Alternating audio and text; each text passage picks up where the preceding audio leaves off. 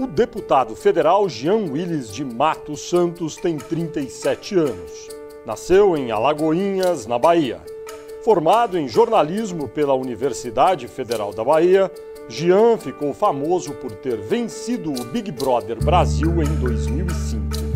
Elegeu-se deputado federal em 2010 pelo PSOL do Rio de Janeiro.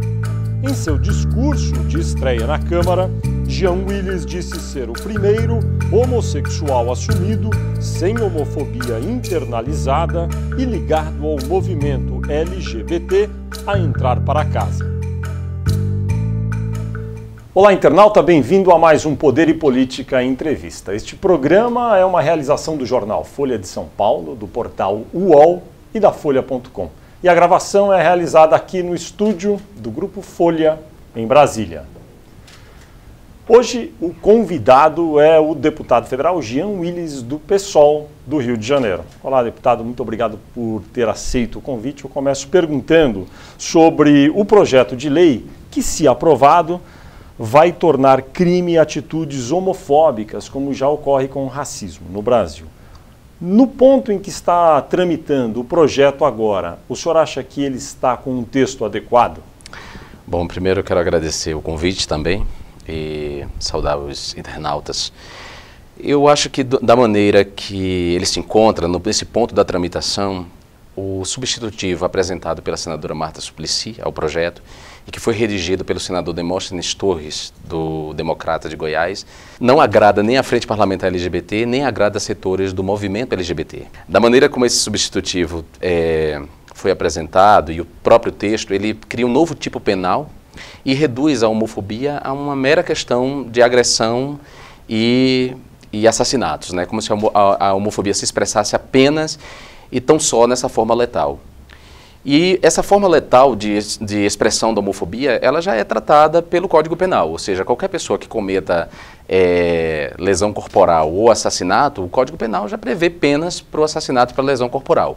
O que o Código Penal não prevê é uma motivação homofóbica. E aí o projeto, o parecer anterior, que é da senadora Fátima Cleide, é muito mais amplo, porque ele contempla, ele prevê a motivação homofóbica, mas ele trata de outras expressões da homofobia, como a injúria, por exemplo. O senhor poderia descrever o que seria adequado que esse projeto de lei estabelecesse como crime de homofobia? Primeiro, é preciso promover o discernimento, né? Tem muito preconceito em relação a esse projeto, muita distorção, muitos equívocos sendo divulgados em relação a esse projeto.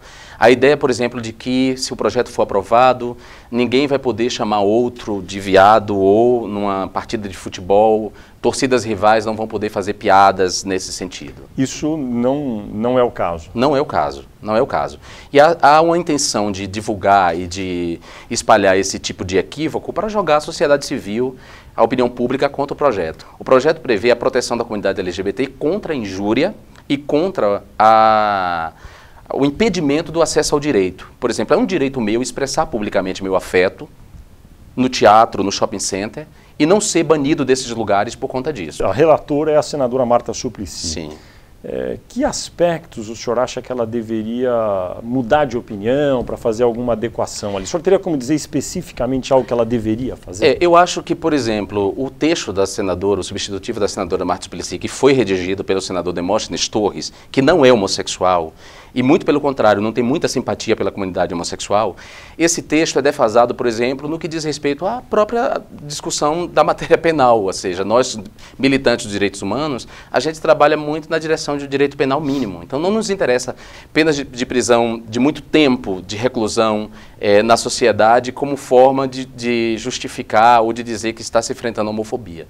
Eu penso, por exemplo, que as penas alternativas, as multas e as prestações de serviços têm que ser pensadas no caso das penas, como penas no caso das injúrias praticadas contra homossexuais por programas de televisão, quando isso acontece, por pessoas públicas, com funções públicas, por donos de estabelecimentos comerciais que permitem essa discriminação. Então, esse é um ponto do texto que me incomoda bastante. A criação de um novo tipo penal e não a dilatação dos tipos já previstos, como no caso, todo o arcabouço aí do Código Penal que protege a comunidade judaica e que protege a comunidade negra, incluir nesse arcabouço aí a discriminação por orientação sexual e porque é uma coisa que, desculpe, que é preciso se dizer, que não se diz nunca, porque, claro, trata-se de jogar a opinião pública contra o projeto de lei, é que o projeto de lei, o PLC 122, ele inclui, entre essas discriminações por religião e por etnia, a discriminação a pessoas com deficiências físicas,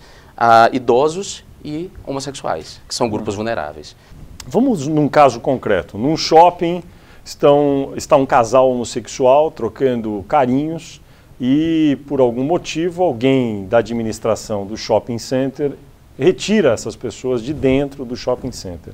Que tipo de pena caberia nesse caso na sua avaliação? Uma multa com o dinheiro revertido para programas, sejam públicos ou de organizações não governamentais, que promove a cidadania gay, por exemplo. Entendi. No caso de adolescentes, por exemplo, que injuriam, quando pegos em flagrante, claro, porque tem que ter o flagrante, injuriando ou atacando, atirando, como acontece muito, talvez você não saiba disso, mas acontece bastante, de adolescentes ou pós-adolescentes passarem de carro e jogarem pedra e ovos nas travestis. Quando pegos, essas pessoas poderiam prestar serviços à comunidade, por exemplo, talvez em organismos que tratem exatamente desse grupo aí que eles atacaram, que são as travestis e transexuais. No relatório da senadora Marta Suplicy, é tratado o caso de cultos religiosos e há uma certa leniência em relação ao que acontece dentro de templos religiosos. Como ficou essa parte? O que o senhor acha dessa abordagem? Eu acho que as religiões elas têm liberdades para propagar da maneira que elas melhor escolheram, assim, digamos, definiram os seus valores, né, a sua concepção de vida boa. Isso é uma coisa garantida na Constituição e que a gente tem que defender. As religiões são livres para isso. E os pastores são livres para dizer no púlpito das suas igrejas que a homossexualidade é pecado, já que eles assim o entendem. Entretanto, eu não acho que pastores que estão ali explorando uma concessão pública de rádio e TV tenham que aproveitar esses espaços para demonizar e desumanizar uma comunidade inteira como a comunidade homossexual. Como tratar isso, então? Isso é uma injúria contra um coletivo. E essa injúria motivada pela homofobia, ou seja, a promoção da desqualificação pública da homossexualidade e da dignidade, e ferindo a dignidade dos homossexuais, ela tem que ser enfrentada. O texto, tal como está neste momento no Senado, não trata disso. Não trata disso.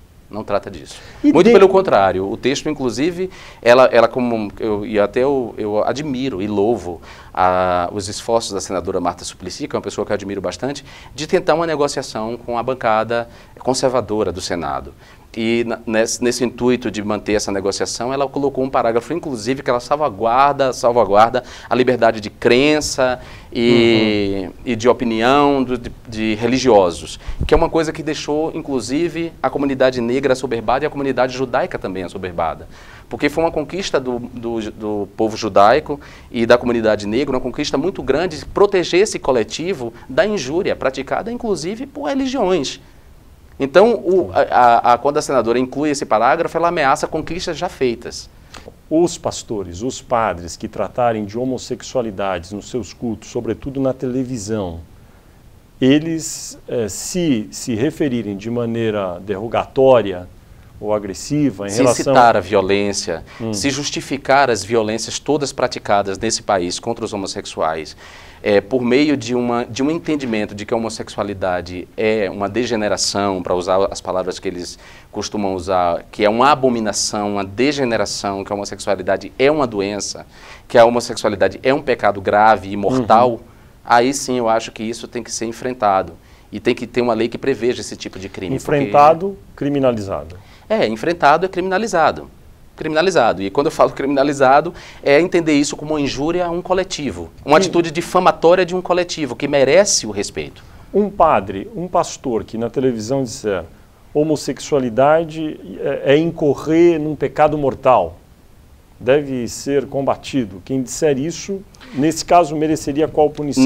Nesse caso específico, dizer essa frase homossexualidade é pecado, Não, eu não vejo porque ele tenha que ser combatido, porque ele vai, inclusive, justificar essa afirmação dele. Ele deve justificar essa afirmação dele, com base em que ele diz que a homossexualidade é pecado. Como seria uma frase inaceitável? Por exemplo, sabe o que é inaceitável? São as igrejas, por exemplo, financiarem programas de recuperação e de cura de homossexualidade. E um pastor promover esse tipo de serviço nos seus cultos. E dizer, vocês homossexuais, venham para os nossos programas de terapia e de cura de homossexualidade. A homossexualidade não é uma doença. E a afirmação de que a homossexualidade é uma doença gera sofrimento psíquico para a pessoa homossexual e para a família dessa pessoa. Aí, nesse caso, que tipo de punição, por exemplo, poderia ser aplicada? Olha, eu não sei, assim, você fica me perguntando punição em especial, eu não me sinto à vontade de dizer que deveria haver uma sanção. Eu acho que tem que haver uma sanção. Eu quero que a gente compare simplesmente com outros grupos vulneráveis, para saber se é bacana. Alguém que chegue e incite a violência contra mulheres e contra negros ou contra crianças nesse país, vai ser bem aceito? O PLC 122, da maneira como ele estava antes, no parecer da senadora Fátima Cleide, ele era muito eficaz no sentido de proteger a dignidade da pessoa humana, da população LGBT brasileira, que oficialmente corresponde a 19 milhões de pessoas. Da maneira como ele estava, ele enfrenta os números assustadores de homicídios de homossexuais no Brasil. Até novembro desse ano foram mortos 233 homossexuais. E ano passado foram mortos 266. Os homossexuais, além de serem vítimas da violência urbana, que você é vítima, que todos nós somos vítimas, independente da orientação sexual, eles são vítimas de uma violência específica, que só se abate sobre eles. E essa violência se abate pela condição deles, pela orientação deles, pela existência deles. Essa violência tem que ser enfrentada. Isso não é uma coisa só do Brasil. A Hillary Clinton, chefe de Estado americana, se posicionou na ONU recentemente dizendo que os Estados Unidos iriam colocar como condição para ajuda internacional o país proteger o direito dos homossexuais. Então, esse é um grupo considerado vulnerável não só aqui por nós, da Frente Parlamentar LGBT. Esse é um grupo considerado por outros organismos de proteção de direitos humanos no mundo inteiro. O limite para esse tipo de discurso do qual estamos falando aqui, discurso condenável sob a ótica dos argumentos que o senhor apresentou por parte de religiosos, quando a gente fala na televisão, estamos falando de um meio de comunicação de massa. Aparece um pastor, um padre falando algo dessa natureza, convidando homossexuais para entrar em programas de recuperação, ou sei lá como é que eles chamam isso. E quando eles falam isso no ambiente do templo, da igreja deles, sim, é a mesma coisa, na sua opinião? Não, também? Na minha opinião não é a mesma coisa, não. Aí é diferente. Eu acho que nos púlpitos das igrejas, os padres têm o direito de falar o que eles quiserem. Entendi. Para a sua comunidade de fé e justificar da maneira. Dentro da igreja. Eu só acho que nas concessões públicas, entendi, de rádio e TV é que isso não poderia ser feito. Entendi. Porque a concessão pública é uma concessão de nós como sociedade. E nós como sociedade temos uma carta magna com princípio que nos regem. E o princípio soberano da Constituição Federal de 88, a Constituição Cidadã, é o princípio da dignidade da pessoa humana. Então, conceder uma exploração, dar o direito de exploração de rádio e TV a um grupo, ou a uma igreja, ou a uma pessoa que fere os princípios constitucionais, não é a coisa mais certa. Entendi. Por que o senhor acha que a senadora Marta Suplicy, que tem conduzido no Senado a negociação sobre o texto dessa lei, caminhou um pouco na concessão em relação a esse aspecto religioso? É inegável que no Congresso Nacional nós temos que dialogar com essas forças, né? O exercício da política é o exercício do diálogo, né? Da mediação. Eu acho que não foi uma boa incursão dela nesse caso? Eu acho que dialogar com as forças conservadoras é sempre uma boa incursão. O problema nesse caso específico da senadora Marta Suplicy, foi ela ter negociado apenas com essas forças. Foi a senadora não ter ouvido a Frente Parlamentar LGBT, que é um fórum do qual ela faz parte e que é o fórum constituído para tratar das proposições legislativas e das políticas públicas que interessam a comunidade homossexual brasileira. Esse foi um dos equívocos dela. Outro equívoco foi não ouvir o movimento LGBT na sua diversidade. O movimento LGBT, ele tem uma associação hegemônica, mas ele tem outras tantas associações. E é um consenso no movimento LGBT que, para ter uma lei inócua, uma lei que não vai cumprir um caráter pedagógico, é melhor não ter lei nenhuma. É melhor continuar na batalha pela lei que a gente quer. As mulheres não fizeram concessões até aprovar a Lei Maria da Penha da maneira que elas queriam. Os defensores dos direitos da infância e da juventude não fizeram concessões até aprovar o ECA, o Estatuto da Criança e do Adolescente, como se queria. Né? O Estatuto da Igualdade Racial foi aprovado da maneira que os negros queriam, pelo menos em essência. Não há uma contestação da comunidade negra em relação ao Estatuto da Igualdade Racial. Então, por que nós vamos querer uma lei inócua que vai servir apenas para dizer que o governo petista aprovou alguma coisa, alguma proposição? O senhor, evidentemente, deve ter conversado já muito com a senadora Marta Suplicy. O que ela disse para o senhor quando o senhor apresenta esses argumentos?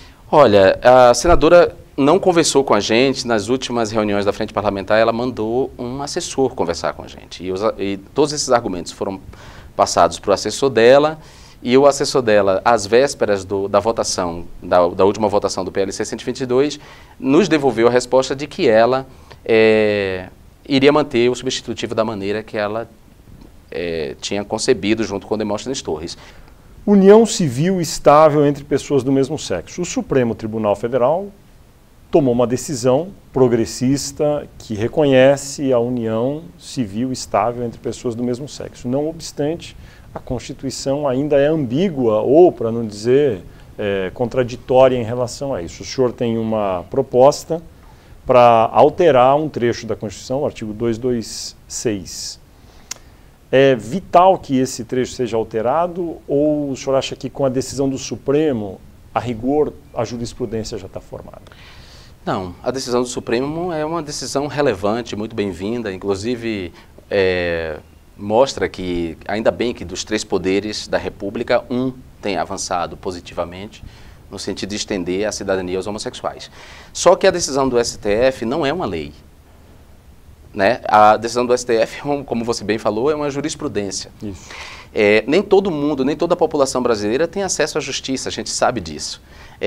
Para a gente ter uma ideia, nem todos os estados do Brasil, nem todos os municípios contam com a defensoria pública. Portanto, o acesso à justiça da população brasileira é um acesso pequeno, restrito. Então, a gente não pode achar que uma jurisprudência vai garantir direito ao conjunto da população. A única forma de garantir direito é através da lei. Como você bem falou, como a Constituição tem no artigo 226, o parágrafo 3º, e esse parágrafo 3º dá margem a interpretações no sentido de excluir os homossexuais do direito ao casamento, eu apresentei uma PEC, uma proposta de emenda constitucional que altera esse artigo 226 no sentido de garantir o direito ao casamento civil ao conjunto da população brasileira, independente da sua orientação sexual. E estamos falando do casamento civil, óbvio. Em nenhum momento a minha PEC altera ou trata do casamento religioso. A gente trata do casamento civil, do direito ao casamento civil, aquele que é dissolvido pelo divórcio. Então, ainda que eu louve a decisão do STF, eu não vou achar que ela basta. E também não acredito que nós, homossexuais, tenhamos que nos contentar com uma sorte de gueto. Nós não temos que ficar com a união estável, e enquanto o restante da população tem direito ao casamento civil. Isso seria uma cidadania de segunda categoria. O ministro Ricardo Lewandowski, que é presidente do Tribunal Superior Eleitoral, esteve aqui, nessa mesma cadeira que o senhor está, e disse assim que hoje em dia há uma tecnologia muito boa nas eleições para se fazer consultas populares. Sim. E que no ano que vem, se o Congresso até março, pelo menos, fizer um decreto a respeito, eles podem incluir consultas, uma resposta simples, sim ou não, na eleição do ano que vem. Esse seria um tema, talvez, bom para se incluir ou não? Não é um tema bom para incluir porque o Estado brasileiro tem um débito enorme com a sua população. No que diz respeito à garantia ao conjunto da população, uma educação de qualidade para a cidadania, que permita a essa população um espírito crítico capaz de aprofundar determinados temas. Esse débito em relação à educação de qualidade faz com que grande parte da população trate certos temas com preconceitos. E se a gente considerar, na correlação de forças que há na sociedade, se a gente considerar que o poder econômico e o controle dos meios de comunicação e de informação estão com quem é contrário a essas pautas, a essa extensão de cidadania, nós já sabemos qual vai ser o resultado desse plebiscito. Não vejo muito sentido em jogar dinheiro público fora, porque sabendo-se qual vai ser o resultado. Entendi. Não vejo muito sentido. E, além desse argumento econômico, nós temos um argumento de mérito. Por exemplo, direitos fundamentais, não se deve fazer plebiscito em relação a direitos fundamentais. O senhor diria que dos 513 deputados, 81 senadores, se o senhor tivesse que dizer hoje, imagino que o senhor não tem a contabilidade exata, mas o senhor que a metade já mais ou menos entende, mais da metade dos congressistas entendem a causa como um direito que tem que ser garantido, é constitucional, ou ainda não? Há muito desconhecimento a respeito. Olha, eu não saberia precisar a quantidade. Mas essa é a sua impressão, assim. Você acha que a metade hoje em dia já pelo menos vê com simpatia ou ainda não? Eu acho que mais da metade veio com simpatia. Eu acho que mais e na hora de votar? Eu acho que mais da metade está propensa a entender essas demandas como uma extensão de cidadania, como uma questão de afirmação de direitos. Eu acho que há uma quantidade de deputados que silenciam em relação a essa questão, que preferem não se colocar, porque a grande maioria dos deputados sabem do custo eleitoral dessa causa. A maioria dos deputados sabe como seus inimigos políticos nos seus municípios, nos seus estados, vão utilizar o envolvimento deles nessa causa contra eles. Quem são os inimigos declarados da causa LGBT no Congresso, o senhor diria? Olha, você quer nomes, é isso? Ué. Eu acho que, de alguma maneira, toda a frente parlamentar cristã, ela é contrária à cidadania LGBT. Nós temos nessa frente parlamentar gente com quem a gente pode dialogar, que está disposto ao diálogo. Por exemplo, foi fundamental, essas pessoas com as quais a gente pode dialogar, elas foram fundamentais para que o Estatuto da Juventude fosse aprovado com o termo orientação sexual, com a ideia de diversidade, de diversidade sexual e de diversidade de orientação sexual. Ainda bem que nós temos nessa frente com quem a gente pode dialogar, porque ela não vai poder ser ignorada.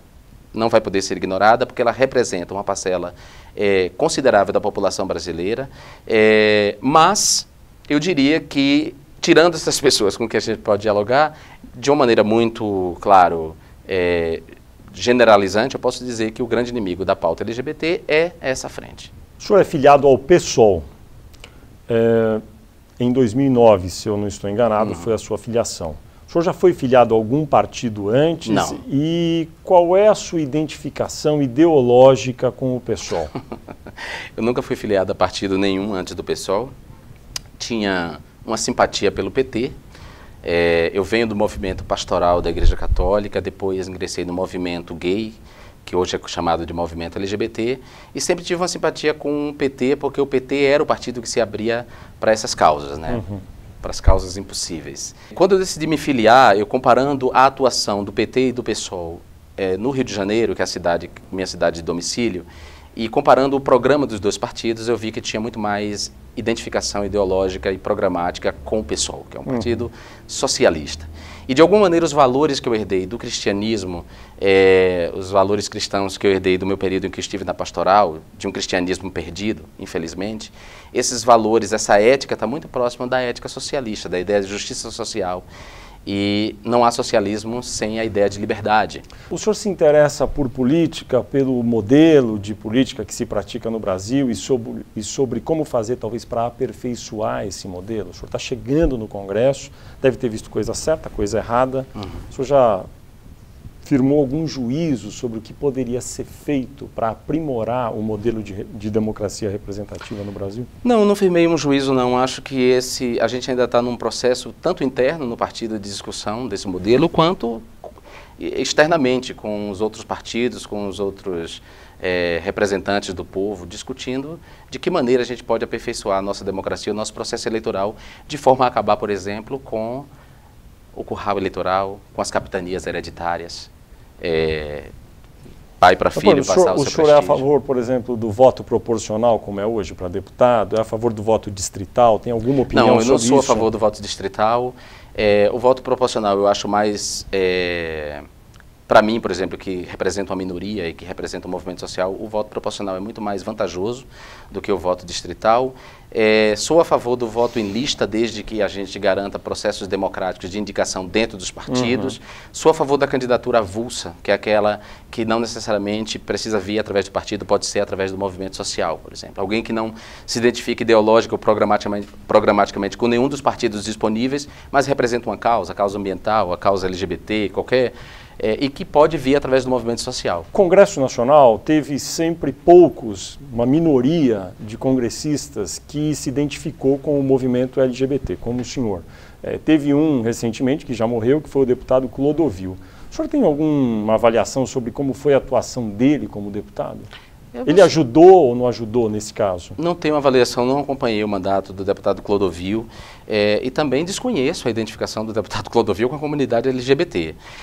O deputado Clodovil não foi eleito por essa comunidade, nem em nenhum momento da campanha dele, pelo que eu vi, pelo que eu pude acompanhar da campanha dele, em nenhum momento ele se comprometeu com as demandas do movimento LGBT. O deputado Clodovil, eu até o conheci em vida, uma pessoa muito simpática, pelo menos comigo foi muito simpático, muito cortês. Ele, na minha avaliação, assim, todas as ausências são atrevidas, ele não está mais aqui, então eu me acho até injusto falar isso, porque ele não está aqui para se defender, mas na minha avaliação o deputado Clodovil tinha muita homofobia internalizada, de modo que ele não tinha uma relação orgulhosa com a sua própria orientação sexual. Então não foi uma nem duas vezes que ele se posicionou publicamente contra as paradas do orgulho gay, não foi uma nem duas vezes que ele se posicionou contra o pleito do casamento civil igualitário. Portanto, ele não tinha uma relação, nem mesmo com a comunidade mais ampla LGBT, nem com o movimento. Tem algo que o incomoda na Câmara? Olha, no dia a dia, na rotina? Não, talvez o que me incomode seja as ausências, por exemplo, nas comissões. Isso me incomoda, né? As ausências dos pareceristas, ou seja, projetos que estão ali para ser votados e que não são votados porque o relator não está presente, que deveria dar o parecer, aí ele tem que sair da pauta. Essa ausência me incomoda, porque o processo democrático já é muito demorado, né? A democracia ela tem um tempo que tem que ser respeitado. O processo democrático já é demorado. Se as pessoas se ausentam quando elas são funcionárias públicas eleitas, são servidores públicos eleitos para servir a população, elas se ausentam dessa tarefa que é a sua obrigação, isso de alguma maneira frustrante. Me irrita. E o que é bom lá na Câmara? O senhor está gostando de ser deputado? Eu não costumo colocar a coisa entre gostar e não gostar. Eu não coloco as coisas nesses termos, não. Eu me candidatei por uma causa, por uma razão. Eu apresentei pretensões durante a minha campanha e propostas que eu quero concretizá-las aqui. Então, mais que gostar ou não gostar, eu acho que alguém com o meu perfil, não necessariamente eu, mas alguém com o meu perfil era necessário. A essa altura da sua carreira como deputado, o senhor diria que 4 anos serão suficientes? Ou o senhor acha que, se for necessário, gostaria de ficar mais ou mais períodos para fazer alguma coisa nessa área? Não sei dizer para você. Eu não gosto de fazer futurologia, eu quero fazer bem esse mandato. Eu fui eleito graças à conjunção dos astros, graças à nominata do meu partido que permitiu que 2 deputados entrassem, um que foi super bem votado, que é o deputado Chico Alencar, e outro que fui eu, que foi o segundo mais votado, que fiz uma campanha invisível, uma campanha sem recursos, como são a maioria das campanhas de esquerda nesse Brasil, que não contam com financiamento público, que não tem... e ainda mais eu que não tinha mandato, portanto, mesmo com essa campanha invisível eu consegui ser o segundo mais votado. Graças a essa conjunção dos astros, eu quero fazer o melhor mandato possível, e fazer o melhor mandato possível é servir bem à população que me elegeu, tentar concretizar as minhas pretensões e propostas de campanha. Então, nesse sentido, mais que gostar ou não gostar de ser deputado, eu acho que eu sou necessário na Câmara dos Deputados. Eu acho que alguém ali, homossexual assumido como eu, que tem uma relação orgulhosa com a minha identidade sexual, com a minha identidade de gênero e com a minha orientação, e que estou habilitado para promover um debate, para elevar o nível do debate em relação às políticas LGBTs, eu acho que uma pessoa assim é necessária. E não precisa ser necessariamente eu. Eu só estou dizendo que alguém com esse perfil é necessário.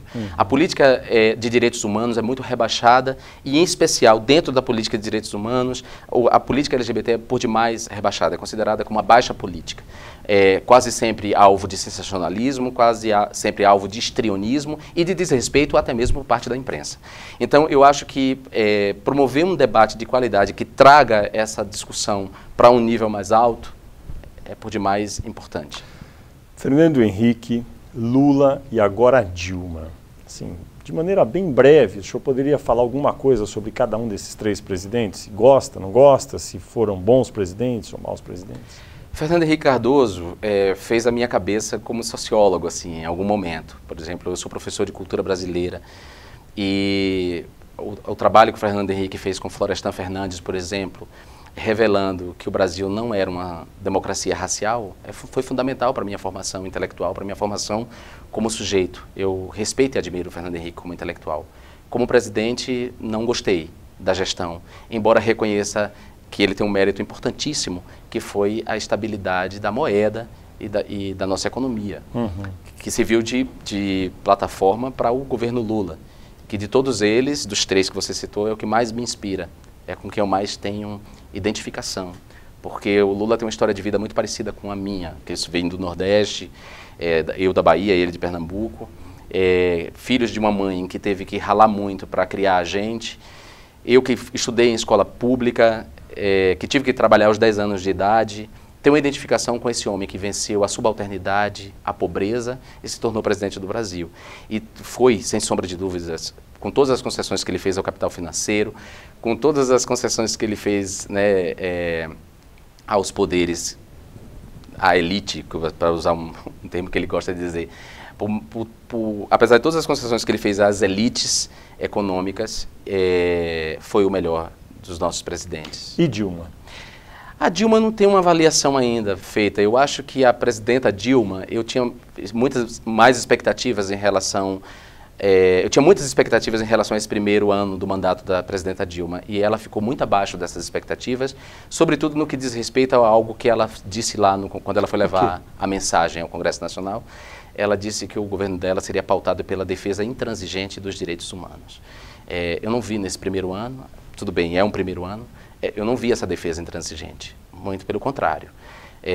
Então eu não tenho ainda uma avaliação sobre a presidenta.